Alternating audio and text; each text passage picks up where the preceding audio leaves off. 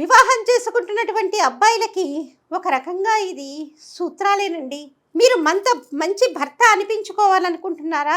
మీరు చేయాల్సింది ఏం లేదండోయ్. మీ ఆవిడ చేసినటువంటి వంటని మధ్య మధ్యలో పొగుడుతూ ఉండండి.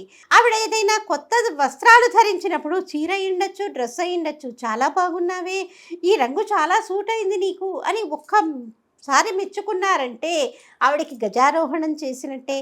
కొంతమంది పురుషులు పురుషాహంకారంతో మేమెందుకు ఆవిడని మెచ్చుకోవాలి అన్నటువంటి సంశయంతో నేను కొన్నదే కదా అది కట్టుకుంది బాగుంది అన్నటువంటి ఆలోచనతో అసలు ఏ విషయమూ చెప్పరు. అలా అయితే ఇల్లాలు చిన్నబుచ్చుకుంటుంది కదండి.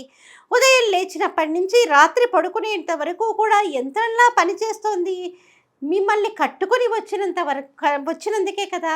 కాబట్టి భార్యని ఒక చిన్న ప్రశంస ఇస్తే చాలు, ఆవిడకి గజారోహణ చేసినట్లే.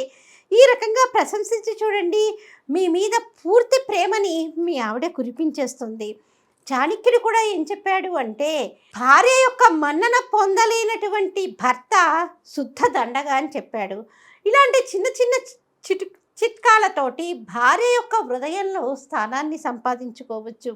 ఒక మూర మల్లెపూలు కొని తీసుకువెళ్ళడము, అలాగే ఆవిడకి ఇష్టమైనటువంటి మధుర పదార్థం ఏదైనా తీసుకుని వెళ్ళడం.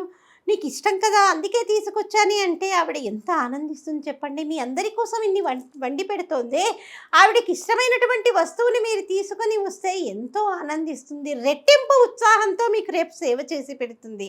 ఈ సూత్రాలు పాటించండి. మంచి భర్త, నా భర్త గొప్పవాడు అన్నటువంటి విషయాన్ని మీ ఆవిడ సహృదయంతో నలుగురికి చెప్పుకుంటుంది. జై శ్రీరామ్. హలో బదులు జై శ్రీరామ్ అనండి. ప్రతి ఒక్కరూ జై శ్రీరామ్ అని కమెంట్ పెట్టండి.